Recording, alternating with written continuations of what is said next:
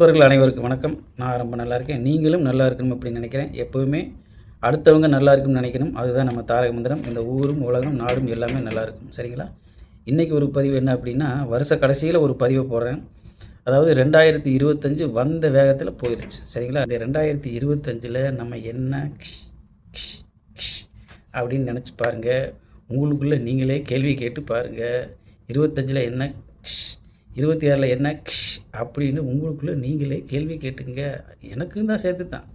நான் என்ன அப்படின்னு என்னை நானே கேட்டுக்கணும். கேட்டால் தான் நம்ம உருப்பிடுவோம். சரியா? அதனால் ஒவ்வொருத்தருக்குள்ளேயும் இருக்கிற உங்களுக்குள்ளே இருக்கிற அந்த மனசாட்சியை தட்டுங்க. கண்ணாடிக்கு முன்னாடி நில்லுங்க. நின்று உங்களை நீங்களே ஒரு வேளை 2025 உங்களுக்கு சிறப்பாக இருந்துச்சுன்னா நீங்கள் உங்கள் காலரை தூக்கி விட்டுக்குங்க.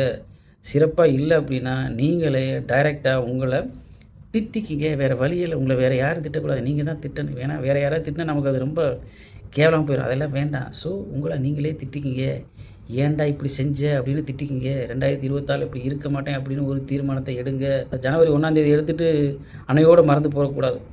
அந்த வருஷம் ஃபுல்லாக அதை கடைப்பிடிக்கணும். முயற்சி, பயிற்சி, தொடர்ச்சி இதுதான் வெற்றிக்கு வழிவகுக்குமே தவிர சும்மா அன்னைக்கு மட்டும் ரெசல்யூஷன் எடுத்துகிட்டு அடுத்த நாளை தூக்கி காணாமல் போட்டு அப்படி போகிறது வேஸ்ட், டோட்டலி வேஸ்ட். அதுக்கு ரெசல்யூஷன் எடுக்காமே இருந்துடலாம். ஸோ நாம் 2026ல் என்ன பண்ணணும் அப்படின்னு ஒரு பெரிய கோலை செட் பண்ணுங்கள். மிகப்பெரிய கோலை செட் பண்ணுங்கள். ஏன்னா எதை நம்ம நினச்சாலும் எடுத்து கொடுக்கறதுக்கு இந்த எல்லை இல்லாத பிரபஞ்சம் தயாராக இருக்குது அப்படிங்கிறவங்களுக்கு தெரியும் இல்லையா? பெரிய கோலை வைங்க. நல்லதே நினைங்க. நிச்சயம் நல்லதே நடக்கும். என் வாழ்க்கையில் இது வரைக்கும் நான் நினச்ச எல்லாமே நடந்திருக்கு. நல்லது எல்லாமே நடந்திருக்கு. அதாவது ஒரு மனுஷன் ஒரு நாளைக்கு 65,000 எண்ணங்கள் வருமா?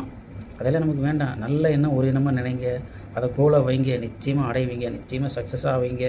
அதுக்கு இந்த எல்லை இல்லாத பிரபஞ்சம் உங்களுக்கு என்றைக்குமே துணை இருக்கும் அப்படிங்கிறத நான் சொல்லிக்கிறேன். எனக்கு துணை இருக்குது.